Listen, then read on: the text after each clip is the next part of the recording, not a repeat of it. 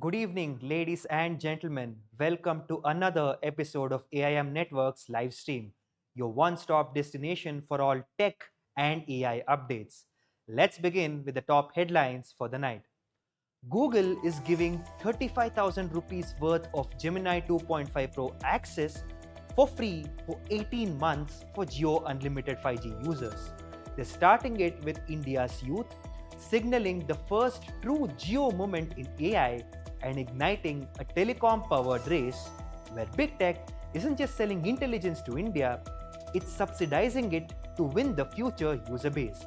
So, what happens when 180 million Indians get frontier AI before most of the world? Make sure to stick till the end to find out. And up next, New Delhi and Washington have signed a decade long defense framework covering co production, intelligence fusion, and AI enabled military systems, even as trade tariffs, Russia oil friction, and US China G2 signals reshape of the global power math. Starlink has started on ground hiring in India, leasing offices and preparing gateway stations in Mumbai, Chennai, and Noida ahead of a late 2025 launch, signaling the shift from regulatory trials to operational build out. And New Delhi semiconductor and data center bets, from Google's 15 billion Vizag AI hub to Tata's Assam OSAT and Micron in Gujarat, are igniting a political fight, as Karnataka and Tamil Nadu argue that national strategy is prioritizing geo-spread ports and subsidies over existing deep tech talent pools and raising a very core question: is India balancing development or redistributing growth?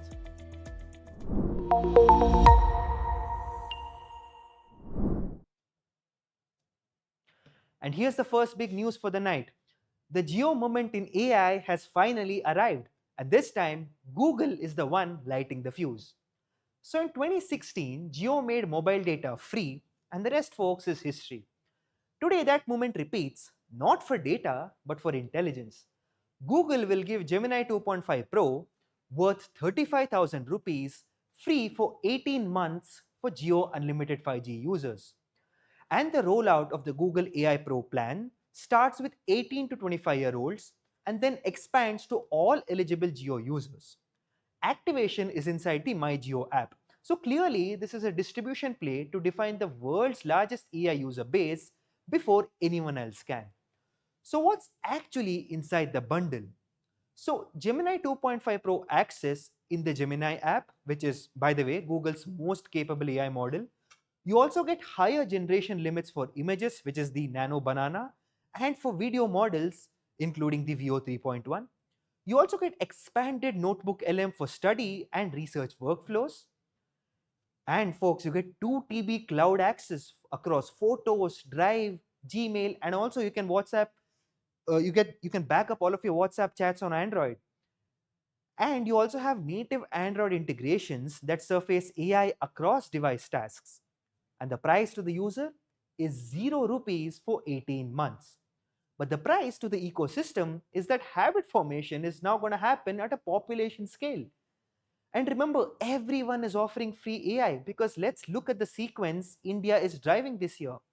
First, we had the Airtel and the Perplexity partnership, where Airtel offered Perplexity Pro for 1 year, and that was worth around 17,000 rupees. Then we have the upcoming OpenAI's ChatGPT Go plan, which is going to go free for a year for Indians. It's a must grab deal ahead of OpenAI's Dev Day Exchange event in Bengaluru. And now we have Google and Jio offering the Google AI Pro plan for free for 18 months. And that, I'm going to repeat, is worth 35,000 rupees. So you have 3 different stacks for one market with the same playbook. Because they're going to make advanced AI free, they're going to build daily usage, and they're going to own the relationship. And yes, we at Front Page called this the AI access war early when we broke the ChatGPT Go free story, and even before that, flagged Reliance pivot to Reliance Intelligence. AI infra, you have the Geo Brain, phone line AI, and of course, you have the Jamnagar cloud region with Google and a Meta joint venture for Enterprise Llama. Folks, but why India? Remember, India trains the world. You have the youngest large scale population, cheapest mobile data, and the world's largest Android plus UPI footprint. And of course, you have 29 million ChatGPT downloads in 90 days earlier this year. This marked the fastest consumer AI adoption curve on the planet. And of course, India is a telecom driven distribution rail that can flip a switch and reach hundreds of millions of users overnight. So, if AI is the new internet, you can say that India is the new homepage. And the platform that trains on India doesn't just serve India, it outgeneralizes globally. Because the hidden engine, folks, is a mix of compute, energy, and cloud on Indian soil. So you have free AI at the edge. It's only going to work if infrastructure at the core is real. Because you have Reliance building around 3 gigawatts of AI data center capacity in Jamnagar, all backed by green energy. And they also have the Reliance Intelligence as the AI infra and the services arm. And then they also have Geo Brain as the enterprise operating layer. Then you have Geo Phone Call, which is AI bringing AI to voice feature on feature phones, which can record, transcribe, translate, and summarize all of your audios. Then, of course, we have Google. They're building the 1 gigawatt AI hub in Vishakhapatnam. It's going to be the largest outside the United States, and it's tied to new subsea cable routes and their partnership with Indian partners with Adani Connects and Airtel. So let's look at the partnership fabric because Google and Reliance now have the cloud region. And then in Jamnagar, you have Meta and Reliance joint venture to distribute Llama for Indian enterprises. Look, we at Front Page have been extensively mapping this. The front end giveaways make sense only because the back end compute is being planted here. So, wherever AI is hosted, whether it's power, GPUs, or fiber, is where pricing power and policy leverage eventually concentrate together. So, what changes on day one? So, for users, we have students and Gen Z, as I mentioned, 18 to 25-year-old age group. So, they now get access to Notebook LM and Gemini, which act as a powerhouse for study, research, interview preparation, coding practice, content creation without hitting a paywall. And for creators and small and micro businesses, so you have Vio 3.1, Nano Banana, and 2 terabytes of cloud. So you have ad cuts, reels, promos, product shots, and catalogs without any extra SaaS.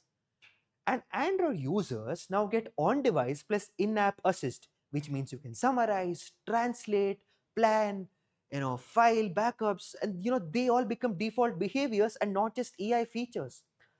This collapses the AI trial, paywall, and the churn loop. And this use curve compounds for 18 months, long enough to make behavior permanent. And now let's look at what changes after 12 and the 18 months. So you have, the math essentially that's going to flip, not via app fees, but via stickiness, storage, search, and developer upgrades. So the developer gravity also is going to change because if every user has pro capable AI, developers will build assisted flows with default and across sectors in education, health, agriculture, and local commerce. And of course, you're also going to have an evaluation battleground because users will naturally be A/B testing Gemini Pro versus ChatGPT Go versus Perplexity Pro inside India's unique code mixing, low light, low bandwidth realities. These models will learn here first. And of course, we're going to talk about risks and guardrails because now we're going to have lock in versus choice. Because bundles can tilt user habits. They're good for access, but you got to watch out for switching frictions post the free period.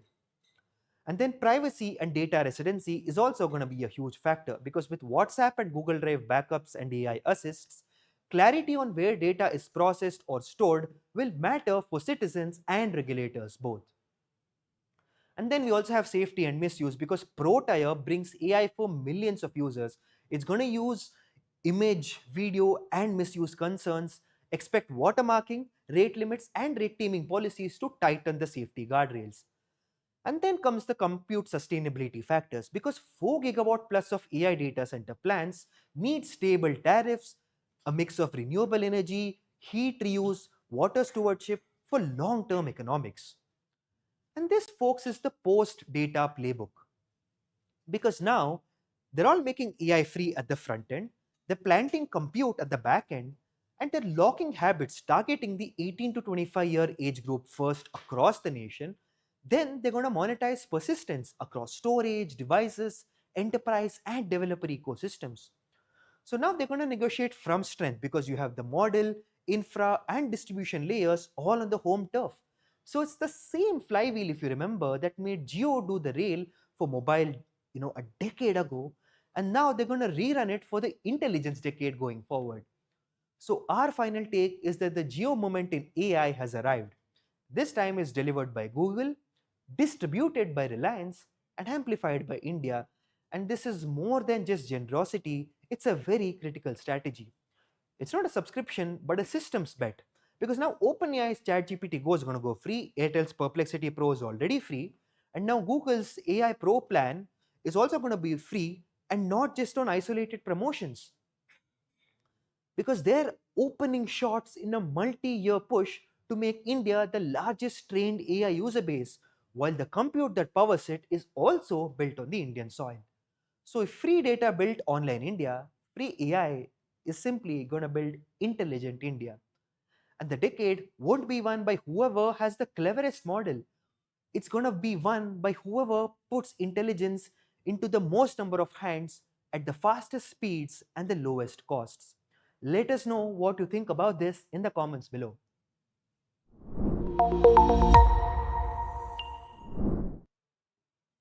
And now for the second big news of the day, why India and the United States locked a 10-year defense pact, while trade war clouds and energy real politics swirl in the background.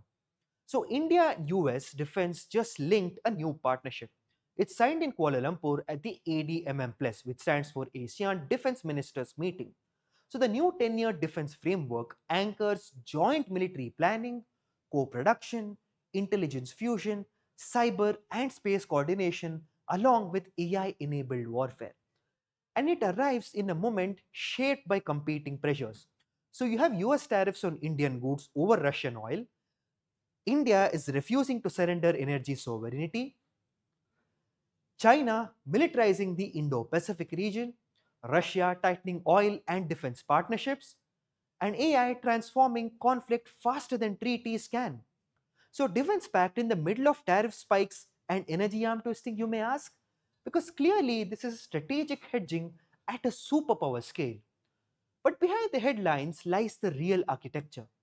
Rajnath Singh called it a new chapter. Pete Hegseth called it an ambitious and significant partnership. So now let's look past the ceremony because this is the first time US commits a long horizon defense planning with India and the pillars align with the next war playbook. Maritime domain awareness in the Indian Ocean, secure logistics and rotations across commands, joint engine, drone, EW and propulsion deployment, ISR fusion and satellite intelligence corridors.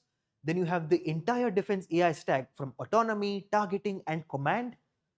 Then supply chain de-Chinification. You have munitions, avionics, chips, and all of this is how allegiance moves from dialogue to interoperability to interdependence. We are now on step 2, building step 3. Because remember what we had said earlier, when GD Vance visited India, front page called it, this isn't just saris and smiles, this is hard power alignment. And the same thesis ripens here. Trade fiction is not equal to strategic friction, and energy bargaining is not equal to a security dilution because India isn't choosing sides anymore, it's pricing a leverage. And the strategic distance before strategic embrace is happening before Kuala Lumpur and Delhi didn't just rush towards meetings, it rationed them. Because Modi declined 3 US invitations, a post G7 stopover, and the Sharm el Sheikh Peace Summit, and now an in person ASEAN meet, choosing virtual presence over a photo op diplomacy. It's not avoidance, but leverage. So when Trump claimed India would cut Russian oil to almost zero, New Delhi publicly contradicted him. Commerce Minister Piyush Goyal's line still echoes. We don't do deals in a hurry, and we don't do deals with a gun in our head. And India wasn't just cooling ties, it was establishing negotiating attitude. And this defense pact lands not after warmth, but after parity was asserted. Because diplomacy comes first, dignity next, and a deal only after both are secured. Let's look at the Russia oil subplot. Pressure as a feature, it doesn't come as a failure because Washington says India has cut Russian crude by 50%. Delhi says no such instruction exists. Data shows imports are rising again, yet the United States signs a decade long defense pact anyway because the equation, folks, is very simple: energy from Russia, security architecture with the United States, and sovereignty from both. And the G2 shadow and the Quad question is also worth examining because a week ago, Trump floated a US China G2 and tariffs on China eased to around 47% while India stays at 50% higher than Beijing. So this message is wrapped inside a tariff sheet. And what was Delhi's response? Skip summits, avoid optics, hold ground, and then sign a decade long military pact anyway because India doesn't chase alignment, it dictates terms of partnership. And Quad timelines slip because Washington quotes Beijing and yet India deepens defense ties with America. And mind you, this isn't dependency, this is insurance against all scenarios, including the US China thaw that cycles. So India's message to Washington is quite clear: we won't trade oil for aircraft engines. And US message to Delhi is that defense cooperation is bigger than any barrels. And that's how realist democracies operate, not on alignment but on balance, not on loyalty but on latitude. And folks, there's also the AI military layer. So, what most missed is that the pact isn't just about defense, it also plugs into a broader scaffolding because the Indo Pacific security doctrine also exists with India as the power projection partner. And we also have the US and the defense supply chain shift towards, and you have India also going to bring up their quantum and AI acceleration. You also going to have cooperative research and development in autonomous systems and dual use tech.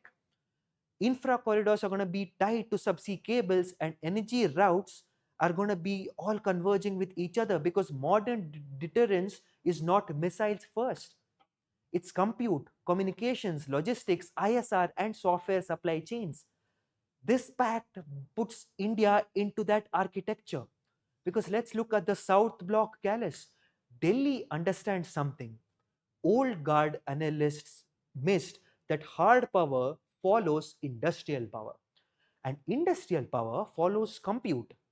Compute follows trust, and this pact is designed to secure Indian Ocean lanes, enable forward deployment flexibility, accelerate engine, UAV space to co build pipelines, embed AI in command and control, harden cyber posture across borders, and each layer reinforces to the next because this is how emerging great powers negotiate security without losing autonomy. The real strategy is what Delhi is doing here. They're ring testing security from trade volatility, and they're extracting tech transfer, not kit purchases, and bonding Indo Pacific strategy to India's map and not Washington's. And they're also using the US to balance China without abandoning Russia. So they're moving from the buyer to the partner to co producer to co designer. And this all isn't bandwagoning, this is platform sovereignty. And it's why this pact matters more than a tariff headline or a rumor cycle. Because let's look at the evolution of the India US diplomacy. The era of stadium rallies or howdy Modi optics is over. This phase is colder, professional, and more strategic. Warmth made headlines once, but distance made leverage possible. And this pact formalizes maturity over chemistry and functional where it must be, and friction tolerant where it should be, and future proof because it is leader agnostic and not just any Modi Trump bromance. And the blueprint is also about the risks because, if we're to be honest, Execution consistency across UX election cycles is also worth mentioning. And also, they're going to balance Russian energy and the US defense patience. And domestic defense R&D conversions into exports is also going to be a risk factor, besides building a cyber offense maturity responsibly. And then you also have the added risk factors of whether we can sustain the Quad posture without a formal alliance. And this opportunity is existential. The timeline is tight, but the thesis is quite sound. Our final take is that this wasn't just a military handshake, it was a strategic decade being written into the treaty form. Democracies don't move fast, but when they lock in a 10-year defense framework, they're not signaling speed, they're signaling stability. Look, the last decade has made India simply unavoidable, and the next decade makes India indispensable. Power isn't declared in speeches, it's embedded in frameworks that outlast leaders, tariffs, and headlines. The India US defense axis isn't forming, it's operationalizing, and the world just tilted around it.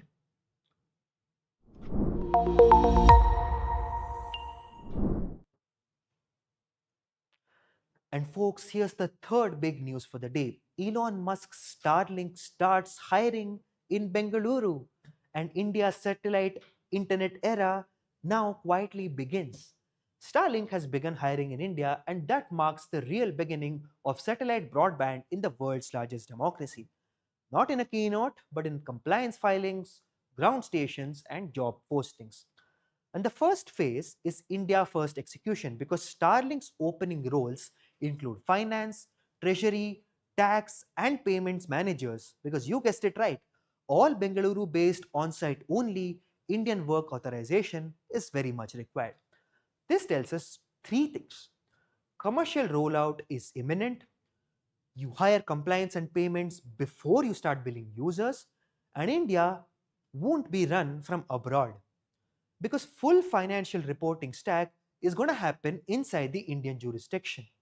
And it also looks like the satellite internet is being localized in India because the ground infrastructure is already here as the regulatory filings and industry checks confirm the three ground stations are already active in Mumbai and requests have been submitted for gateways in Mumbai, Chennai, and Noida. And expansions are planned to 9 to 10 total gateways across Chandigarh, Kolkata, Lucknow, and more. Besides, lawful interception trials are demonstrated to Mumbai police and Department of Telecom officials. And there's also an office that's leased in Mumbai that's worth 3.52 crore 3.52 lakh a month over a 5-year contract. They also is going to have a dedicated India subsidiary in place. And clearly, India does not approve satellite internet because someone in famous, right? India approves satellite internet when spectrum, security, interception, access, ground control, and localization are all proven together. And Starlink is crossing those gates one by one. The geopolitical context says more than anything because India is structuring a strategic layer of national connectivity. Starlink will not operate here like it does in, let's say, a Ukraine or Brazil because this is a controlled sovereign telecom satcom environment, and the Department of Telecommunications and TRAI are doing three things simultaneously. One is that they're finalizing satcom spectrum pricing. Two, they're testing lawful interception pipelines. Three, they're enforcing local compliance and control because satellite internet, folks, at a national scale isn't connectivity, it's very much about sovereignty.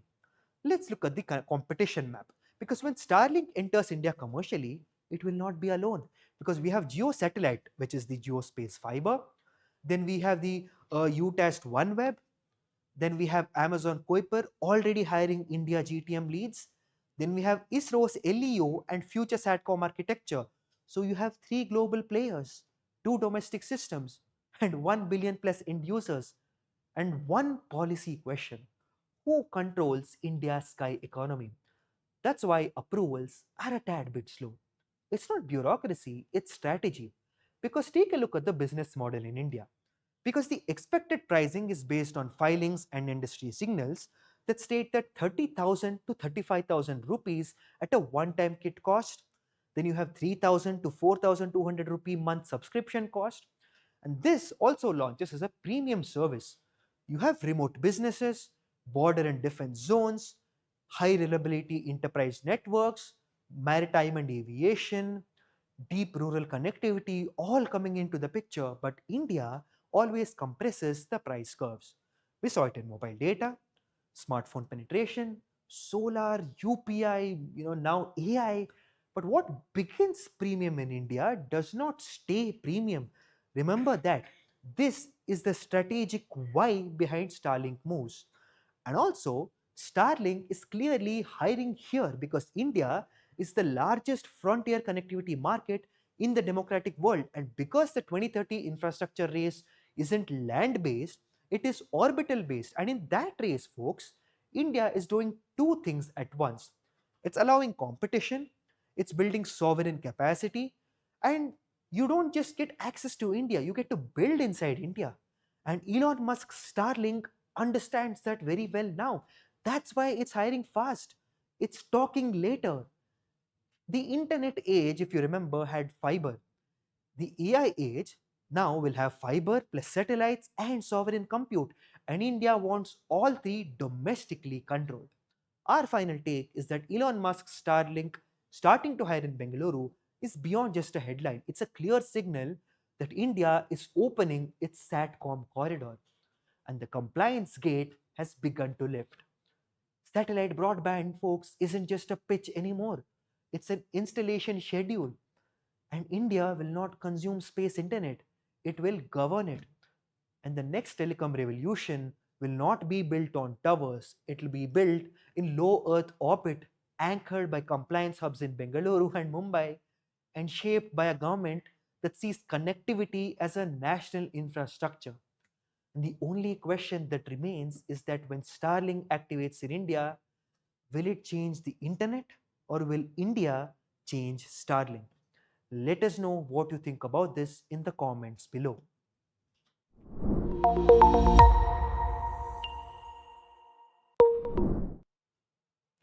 Right. And up next, we have another big news. It's about the political play in the India's tech ecosystem. Let's question why funding flows to Assam, Andhra, and Gujarat, while talent density lives in Karnataka and Tamil Nadu. Because let's take a look at India's semiconductor and AI infrastructure decade. It's not a talking point anymore, and it's a geography, and all of us know that. And over the last 18 months, mega deals, cabinet approvals, and anchor units have been placed in Assam, Andhra Pradesh, and Gujarat, even as the deepest chip design, EDA, and AI engineering talent remains concentrated in Karnataka and Tamil Nadu. This isn't a contradiction, it is industrial design. Let's look at Micron. They have the 80 MP mega facility at Sansad, Gujarat. The phase 1 clean room is already validated and production ramp timelines have been published. Tata Electronics OSAT, they have an advanced packaging hub at Jagi Road, Assam, and the construction is already underway. Then, of course, we all know the Google's $15 billion AI hub in Vishakhapatnam, Andhra Pradesh, and this is a gigawatt scale compute, fiber, and a new subsea gateway. Cabinet clears four more chip units worth 4,594 crore rupees, SiC devices, and embedded glass packaging in Odisha. And you have the MOSFET line in Punjab, system in package, which is SIP in Andhra Pradesh, which are all purpose built layers of the stack. We at Front Page called this early. In our episode on India's four new chip plants, which are SiC devices, 3D glass, MOSFETs, and SIP, we argued that the center is building end to end capability but distributing supply chain layers and not just simply chasing a single mega fab. That's precisely what the new approvals operationalize. So, South India has earned its tech density the hard way. You have design shops, IP teams, toolchain skills, hyperscaler research and development, and of course the startup spillovers. Bengaluru, Chennai is India's design and AI brain. But fabs don't follow the resumes because fabs follow power, water, banks, sports, incentives, and permitting velocity and the central government's sovereignty calculus. That's why assembly, test, packaging, and AI compute are being placed where infrastructure liquidity is the fastest to mobilize, where design gravity remains in the southern part of the country. So you have Micron Sansad, right? That marks speed plus industrial land and policy scaffolding. Then Tata OSAT Jagi Road is, a culmination of the Northeast Indian industrialization packaging at scale and skill co-location. The Vizag AI Hub, of course, is coastal power plus subsea cable landing stations and GPU campus economics. Then Odisha, Punjab, and Andhra Pradesh adds SIC devices, bringing in EV power, embedded glass, 3D packaging in defense and AI sector, and of course the MOFSIT, which are ubiquitous switches. SIP, they bring the miniaturization into effect, and these are all not cookie cutter fabs, but capability gaps that are being filled. And this is distributed silicon by design, because you have the design south, that is fab and the OSAT. The west and the eastern part of the country, they have the AI compute, and the coastal region, they're nationally scaling up. This Karge and Sarma slugfest made the headlines. Assam CM calling Karnataka's ITBT minister as a first class idiot. Karge countering that his words were twisted and that firms were pressurized to shift sides. And the brawl obscures the signal. Yes, the South Indian part holds the talent, density, and the buyer pull, and the central placement is prioritizing redundancy, dispersion, and nation branding. Both can be true and need to be if India wants chip sovereignty. And on Andhra versus Karnataka over the $15 billion Google AI hub, Karnataka flagged subsidy math, EP touted competitive federalism, and the outcome mirrors India's playbook.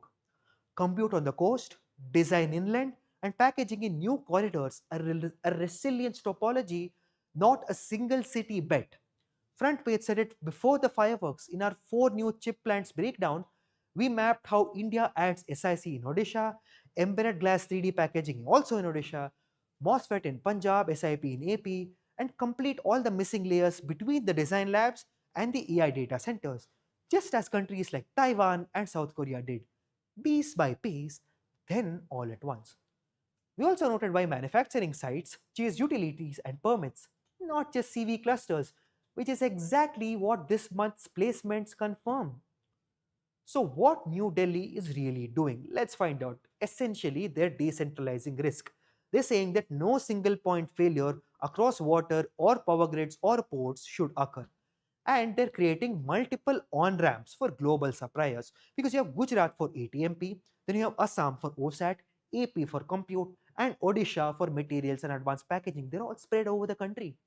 Then they're converting subsidies into capability, because each placement fills a named gap, whether it's in power devices, packaging, discrete devices, or SIP. And they're also leveraging politics for permanence. It's a national semiconductor story that spans east, west, coast, and not just the south. So, what the South continues to own is that ASIC and SoC design, verification, EDA talent, hyperscaler AI labs, and the systems engineering, the brains that create sustainable demand for whatever the plants make next. Hence, don't expect design centers to necessarily follow the fabs. Let's look at the risks. To be honest, you have the yield and ramp, the ATMP OSAT timelines are unforgiving, because execution and slippage will kill the narrative. So Micron's lab milestones are the lead indicator. And you also have the human capital at site, because skill pipelines Jagi Road and Vizag must scale very fast. Otherwise, teams will shuffle from Bengaluru, Chennai, and it's going to be costly and fragile. And of course, you have the power and water economics, because gigawatt scale AI hubs such as Vizag need stable tariffs plus a green mix, or the total cost of ownerships breaks the entire thesis. Then the policy must continually apply across all the state cycle, because these bets mature over 7 to 10 years, and any sort of flip flops are going to be super fatal. So now India has a pipeline from materials, devices, packaging, AI compute to applications. While this semiconductor tug of war plays out, Karnataka isn't just sitting idle, it's moving up the stack. Because just last week, Karnataka's Minister for Science and Technology shared this. Karnataka is ready to lead India's quantum leap, and they announced a 1,000 crore rupee quantum vision, a dedicated Q city near Bengaluru, and welcoming a 1,000 crore rupee worth private quantum computing center that is committed to building the quantum capital of Asia. So while others fight for fabs, Karnataka is staking claim to the next frontier, from chip manufacturing to quantum manufacturing of intelligence. Clearly, Karnataka is emerging as a state defining the layer above semiconductors, the layer where compute turns into cognition. And our final take is what we think is that this was never about South versus the East. It's designed South, placement nationwide, and a redundant export grade network that can survive shocks and lead an AI century. So, Front Page questioned this before the political fireworks. Why spread plants away from the talent core? The answer? Because sovereignty is a systems problem. If India executes, we won't just host fabs, we'll fabricate an entire map. So, four silicon corridors, one AI economy. The story isn't about who got what subsidy.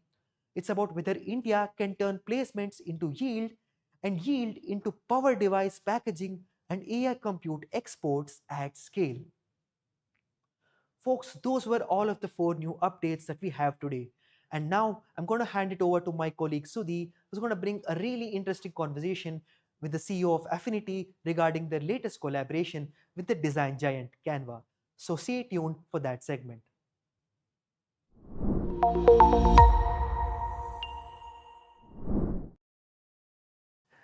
Wow, how poetically put, Cliff. That, ladies and gentlemen, was Cliff Obrecht, the chief at Canva. And of course, what we are going to unveil now is exclusive on Front Page.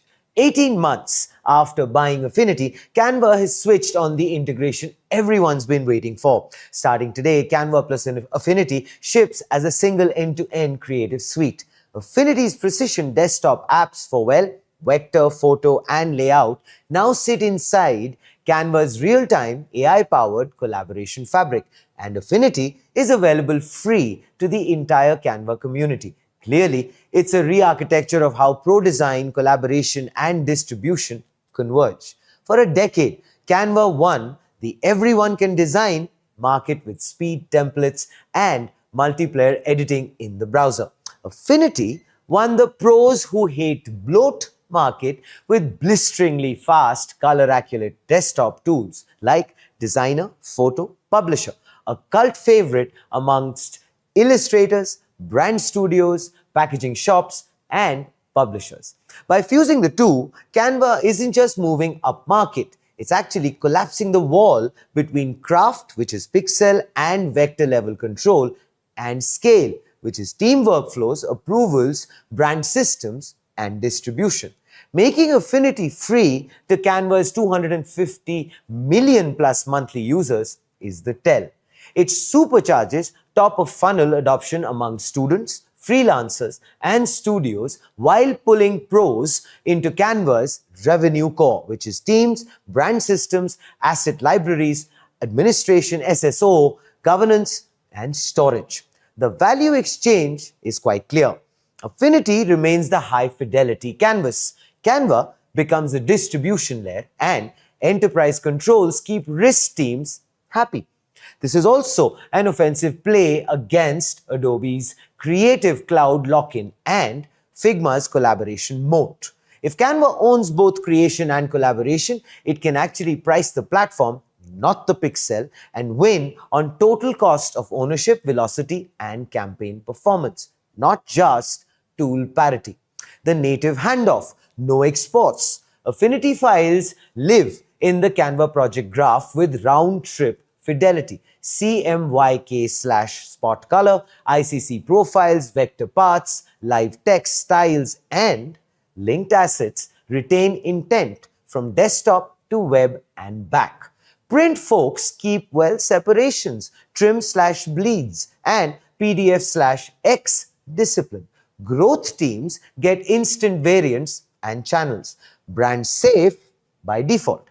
Unity style brand governance. Fonts, colors, tone guidelines. Travels with doc. When a pro uploads a master, Canva enforces usage across downstream templates, social cuts, email modules, and landing pages with audit logs. AI where it helps, not where it hurts. Canva AI drafts copy, proposes layouts, builds story arcs for decks, and generates elements on demand without destructively touching color critical or vector precise layers unless, well, you ask it to.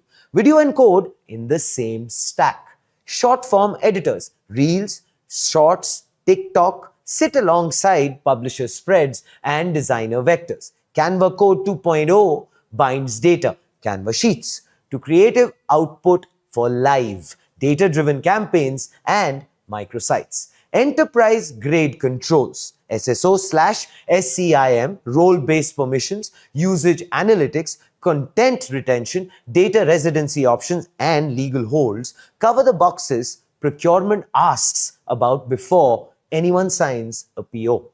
Canva is now actually used by 250 million plus people every month across 190 countries, with 3.5 billion plus in, well, annualized revenue, 28 million paying subscribers, and 8 straight years of profitability, while serving 95% of the Fortune 500 and 70% of the Global 2000. Affinity brings millions of pro users and deep credibility in illustration, publishing, brand identity, packaging, and pre-press. Together, they form a barbell. Bottom-up virality plus top-down enterprise standardization. That's actually a rare combination and exactly how category platforms are built. Adobe still dominates with, well, After Effects/Premiere for motion, Substance in 3D, and a sprawling plugin ecosystem. Figma still owns product design and component-driven UI systems. But in brand marketing, the work most companies actually ship daily across social, email, web, print, and sales, Canva just neutralized the "but we need desktop grade control" objection. If creative directors can keep, well, Affinity level quality while unlocking Canva level speed and governance, budget owners will ask a very blunt question, which is, why are we paying double for overlapping seats and endless file choreography? Marketing leaders don't just want beautiful comps. They actually want measurably better outcomes. That's the quiet superpower of Canva's stack. Creative Ops tracks asset lineage from Affinity Master to every market variant. Growth teams run ads via Canva Grow, closing the loop with in-product performance insights. Sales and field teams self-serve on brand collateral without creative bottlenecks. Compliance sees who touched what, when, and where it shipped, and can actually roll it back. Tie that to SLAs, content calendars, and localization at scale, and you get something Adobe has long promised but rarely unified. A creative system that runs the business, not just the artboard. Canva's upcoming Imagination Era drop rounds out the platform. AI-powered design and elements, tabs for instant layouting, and in context at Canva AI Teammate, video 2.0 for short form, email design with clean HTML export, forms that feed sheets, and personalized creative code 2.0 for data-bound experiences, and a rebuilt brand systems home. The through line, which is humans set vision, AI accelerates execution, governance keeps it safe, distribution measures impact. Affinity gives that philosophy a pro-grade engine. And joining us on this big announcement day is Ashley Hewson, CEO of Serif, the company behind the legendary Affinity Creative Suite, designer, photo, and publisher. Ashley has been the architect of one of the most fascinating stories in modern creative software. What started as a lean, high-performance desktop-first alternative to Adobe has now evolved into the Pro engine powering Canva's global creative platform. 18 months after Canva acquired Serif, the two companies have officially launched what many in the industry are calling a creative operating system, a single stack that actually fuses pro-grade Affinity tools with Canva's AI-powered collaboration layer, made free for 250 plus million users worldwide. This isn't just a product update, that's pretty clear. It's actually a strategic play that directly challenges Adobe's creative cloud dominance and Figma's collaboration moat, with one platform that controls both the canvas and the distribution layer. Welcome to Front Page, Ashley. We are thrilled to have you with us on this historic launch day. Well, thanks very much for having me, Sudi. It's great to be here. Wonderful, wonderful. All right, so let's just dive deep into it, Ashley. Can't wait to actually get on with this momentous sort of journey which is going to take off. So the strategic shift aspect is the first thing that actually comes to mind. Canva and Affinity have actually traditionally owned two very different ends of the design spectrum. Canva championing speed, simplicity, and collaboration, and Affinity representing high fidelity craft for professionals. So basically, with today's launch, those walls have officially collapsed. So how do you see this, Ashley, re-architecture of the creative stack reshaping how designers, marketers, and enterprises will actually work? Yeah, I mean, it's a good question. I mean, we've kind of got this vision, I guess, and when we very first started talking to Canva, obviously more than 18 months ago before the acquisition, it was very clear that our sort of two platforms were just incredibly complementary of each other. As you say, we've always kind of catered for different kind of ends of the market, and that's what made this sort of partnership so incredibly exciting. Canva absolutely saw that they, especially as they were getting more into teams and enterprise sort of plays, that there was fundamentally still this need that those types of businesses and what have you really do need to still be able to craft their own assets, and pixel perfect assets that they can then use the Canva platform to share with the rest of the organization. So it's kind of, if you imagine, any kind of company has a big, let's say a design team, who actually kind of design craft the assets that are used for the brand and that type of thing. But then all the rest of the company who aren't skilled designers still need to kind of then consume those assets in things like their docs and their presentations and their, social media graphics and whatever else it might be. So it was really kind of key for us that we kind of catered for that whole workflow.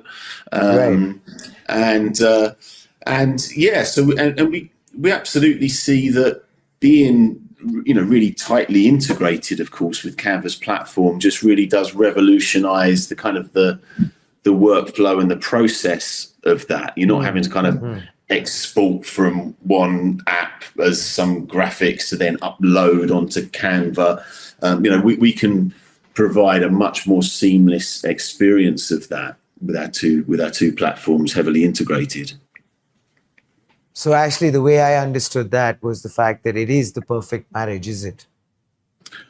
Oh, it's 100% the perfect marriage. Yeah, it's really interesting. Yeah, I mean, obviously, actually, in more ways than one, because I think that, yeah, absolutely, that we cater for different parts of the market, and in fact, there's barely anything that our apps compete with each other about, right? It was so from that point of view, totally complementary. But also, actually, and this was really important to us as well, I think that just in terms of our general kind of ethos and approach about how we, I think, treat our customers and, really want to kind of make a difference in how kind of creativity is seen. Obviously Canva's mantra has always been empowering the world to design. And that was always very appealing to us and felt really aligned with our values too, because we've always felt that, that we've always wanted to make our apps available at, very reasonable price and allow as many people as possible to use them. So we were also really aligned with our values as well. Wonderful. I mean, the fact that at the end of the day, the delightful customer experience is at the forefront is very encouraging to know. And of course, this announcement, Ashley, has already been actually dubbed as, quote unquote, the Adobe alternative that finally went full stack, end quote. So free Pro Tools AI co-pilots, enterprise governance, all in one surface. How intentional was this move as a direct competitive play against, well, Creative Cloud and Figma? And also, where do you see this, Ashley, the Canva Affinity wonderful marriage coming together, fitting in this new buyer calculus? I mean, I think the first thing is there's actually the kind of the competitive play hasn't come into it at all. Genuinely not. I think that this is, as you rightly say, this is actually about putting the customer first. And we very much listen to obviously the community. Canva, as you know, has got 260 odd million users around the globe, the biggest creative platform in the world. And just from that perspective, there is still a huge, while obviously, our apps kind of deal with different use cases, there's a huge chunk of Canva's existing users who are desperate to, or who already use or would like to use Pro Tools. But, generally is either, kind of viewed as outside of their sort of price bracket, or those who are using those tools feel that they're being, they're paying too much for those types of things.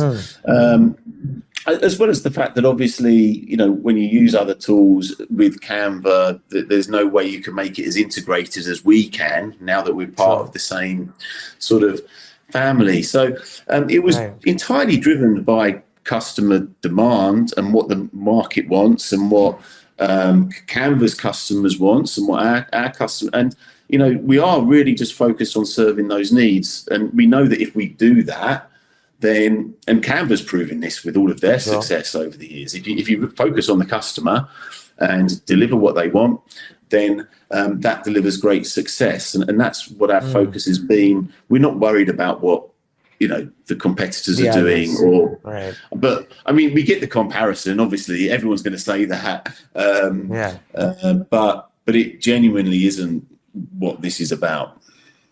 Fair enough. I mean, the fact that at the end of the day, which logically then actually brings me to the business model aspect, which is making Affinity free to Canva's 250 million, monthly users, as you just mentioned, is actually quite a bold business move. So instead of monetizing the pixel, Canva is monetizing the platform, which is inclusive of the teams, the brand systems, asset libraries, and governance. So what's the strategic thinking behind this pricing pivot? And how do you see it accelerating adoption among, let's say, freelancers, studios, and enterprises? Because, that just opens up the plethora as far as that is concerned. Yeah, I mean, I think that it's interesting, isn't it, that, I mean, I guess number one, obviously Canva's already built an incredibly successful business with this model. Already now, Canva free, really Canva doesn't charge for their tools, right? Canva charges, as you say, for things like content, for AI processing, for cloud storage. It's the services part of it. And that, again, I think was very much part of Canva's ethos of empowering the world to design and making all these tools free so anyone can create. And for those people who do want some of the additional content or maybe AI or other aspects of the services, then, of course, you can pay for it. And that's proven to be an incredibly successful model. So I guess the question is why wouldn't that be a successful model with Pro Tools as well? I think that perhaps maybe we've been, I don't know, almost just accepting that that's just the way it is with Pro Tools. I mean, it hasn't changed, has it, for 20, 30 years? Even if you go back 30 years, if you went out and bought some sort of professional publishing app or photo editing app, it might not have been subscription, but you were still paying $500, $600, $700 just for a single license. And that, sort of extortionate pricing for these tools has never changed, has it? And I think we're just sort of questioning, well, why? I think that it's there's no reason why we can't sort of follow a similar model. And but beyond that, again, this is actually just something that we think is really important, that everyone does have access to all the kind of creativity tools that they need.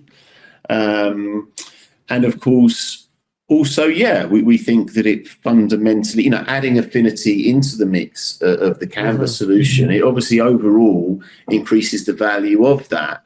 And I, certainly imagine, certainly when we're thinking about things like enterprise and business, that having Affinity part of that overall solution, really like a visual communication solution, that is really going to pay dividends for the business. Yeah, I think my little takeaway from that was the one term that you used, Ashley, which kind of struck a chord, which is empowering. And I think finally that's what matters, which is empowering the consumer, which is empowering the customer.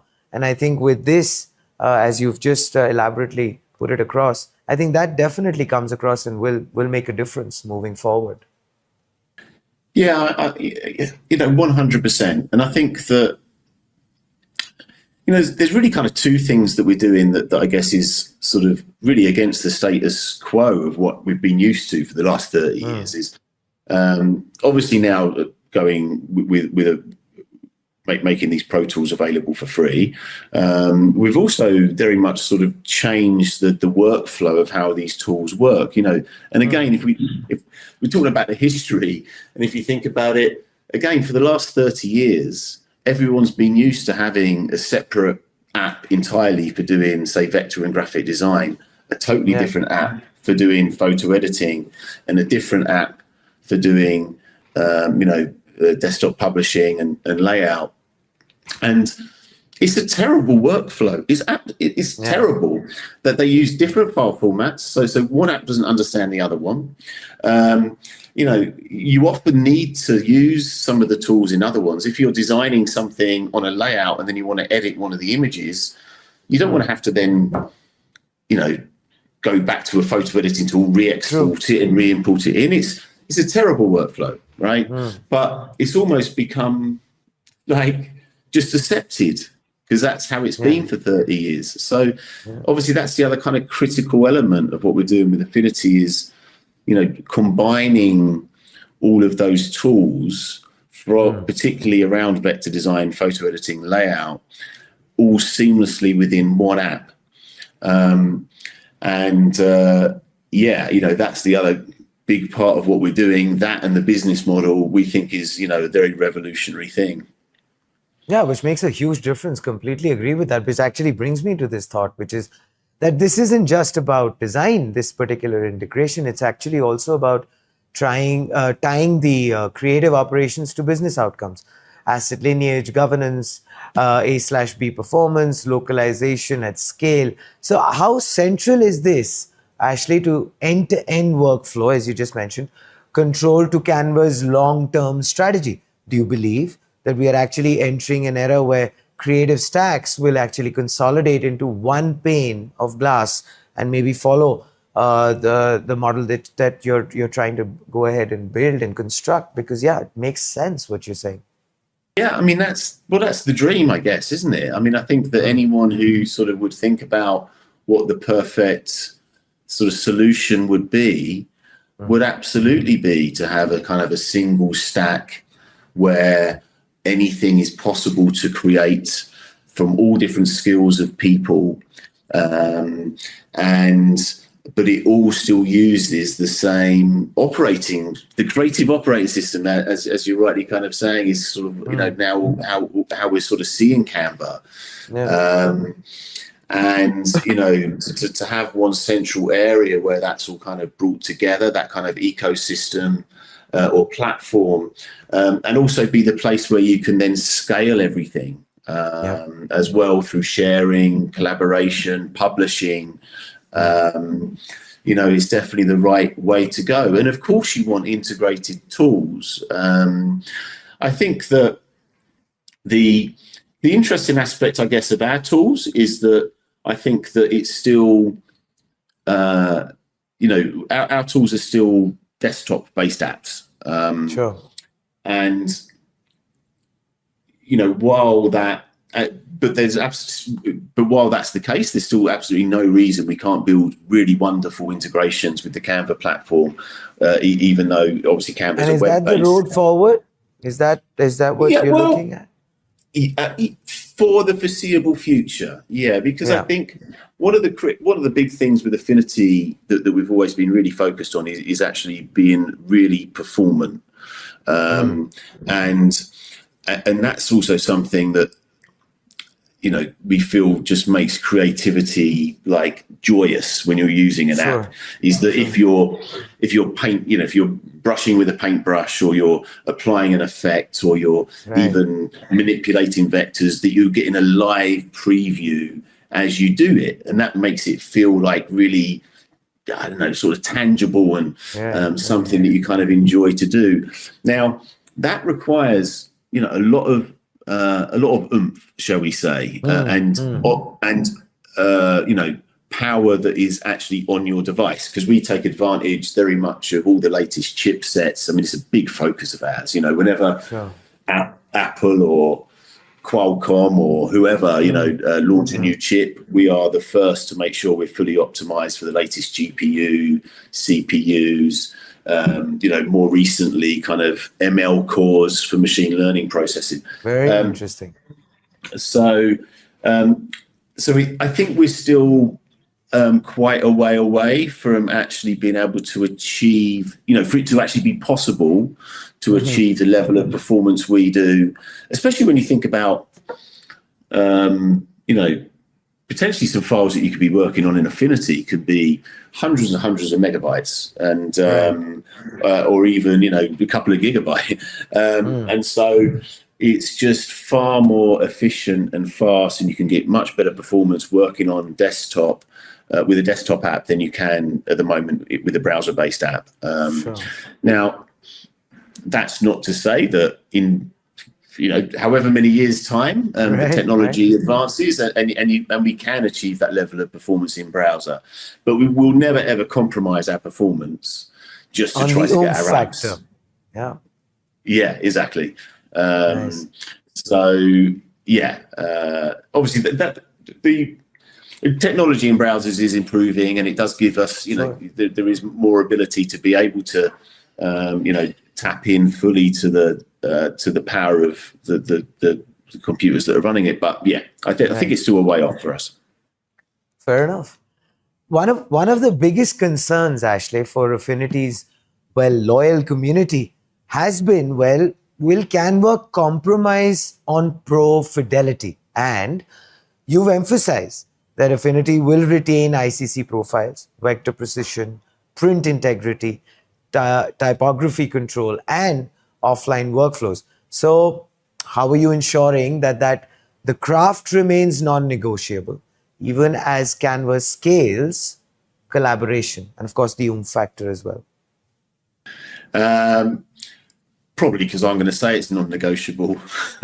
Fair enough. I mean, fair enough. Look, we are 100% aligned, in terms of myself, Cliff, and Mel, and Cam, as a leadership group, and just generally, I think across the organisation, that there is no way, this was never about a possibility where either platform, let's say our platform kind of seeps into some level of mediocrity of trying to make it easier and or more template driven. That's actually that decreases the differentiation between the platforms and why they make so much sense to be together. So 100% Affinity is always going to be entirely focused on that pro workflow with all of those advanced pieces of functionality that such as that you mentioned,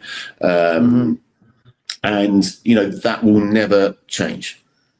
Well, to be honest, Ashley, what you just said, I'll be very, very clear about that. Then it genuinely won't remain a perfect marriage. Isn't that true? I mean, if there is any compromise on anything as far as that is concerned.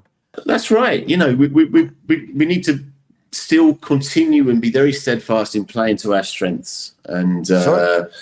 and that's why it works. So yeah, we'll never compromise on that. Wonderful to hear that. So let me actually go ahead and bring out, well, maybe the crystal ball, Ashley, and you can maybe do that as well. If we look ahead, maybe the next 3 to 5 years, this launch feels like, well, a line in the sand moment, collapsing, well, creation, collaboration, governance, and go-to-market into a single operating system. Do you see Canva and Affinity, Ashley, becoming, well, the default creative layer for enterprises? Or do you expect the ecosystem to, well, stay fragmented across multiple players? And what does your ideal roadmap look like for, well, pro designers, agencies, and marketing teams in this new imagination era? Yeah, so I mean, of course, we would absolutely like to see the Canva platform to become the standard in business and enterprise, Nice. as you say. And Yeah. and as we sort of spoke about earlier, having Affinity being part of that solution, I think, does absolutely make our offering in those markets, really, really compelling. Because again, it's not like we're now starting to charge a lot more money for our enterprise licenses. Sure. Affinity is now just like almost this additional benefit, and a really big benefit that everyone's going to get. So, and as we continue to build these really quite slick integrations, and we're only scratching the surface, I think, at the moment in terms of how we can really get our platforms working really tightly together. Then there's no reason why we can't, make it just the de facto standard. But of course, that's down to us. I mean, in the sense that it's down to making sure that we're, again, focused on the customer, focused on what they want, building the solutions that they need, and making sure that we're leading the way. So, I think as long as we continue to do that, then there's no reason. In terms of roadmap, there's got to stay a little bit tight-lipped on this, but I mean, there's a few things that I can tell you. It's my job, Ashley. It's my job to try to make it, well, try to get as much as I could. I'm still going to keep trying. So we have a few elements of our roadmap in terms of the kind of the core Affinity app. So what we're kind of announcing in terms of this new app is that it's just going to be the Mac and Windows version. I say just, obviously that's a massive thing in itself. But with the sort of V2, the previous Affinity apps, we do also have iPad versions as well. So we are actively working on an iPad version for the new Affinity that we hope to launch next year. And we're also probably one of the more interesting things is with the new Affinity is to sort of add full scripting support. Again, we're quite a way on with that at the moment. So I don't mind sharing that with you. But again, that will really help facilitate actually a lot of more automated workflows. And again, that a lot of people kind of do with other products in the kind of the enterprise environment. So us making our apps scriptable is a pretty important thing. And as obviously we've already spoken about, I think that we're just currently scratching the surface with integrations with Canva, and we really want to make that just a much more complete solution, which we'll be working very hard at, and there's going to be updates coming out really regularly to keep sort of delivering on that.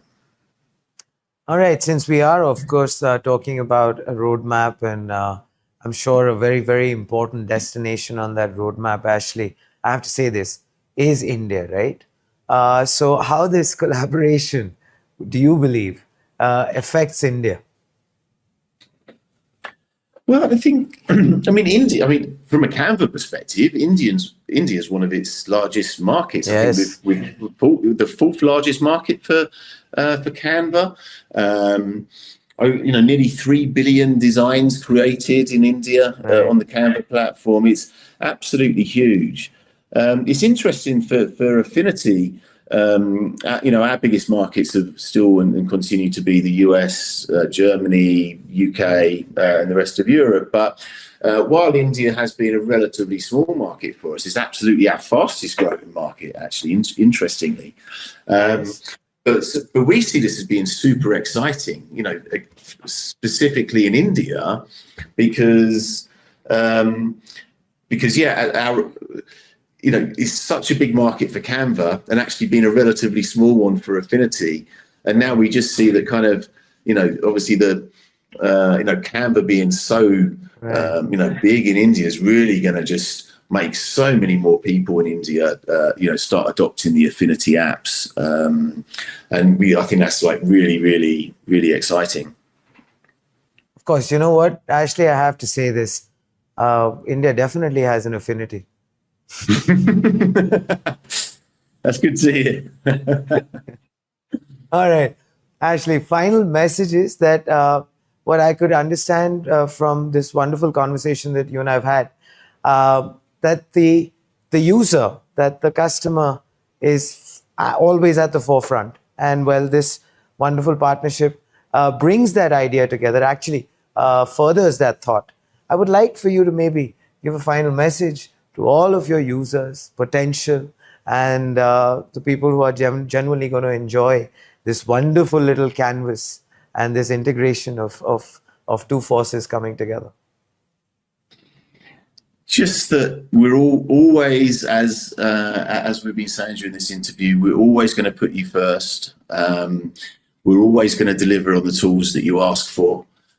We're always going to respond to the wishes that you give us for the apps. And we hope you put your faith in us. And I'm sure that you're going to really enjoy using all of our apps and the whole platform together.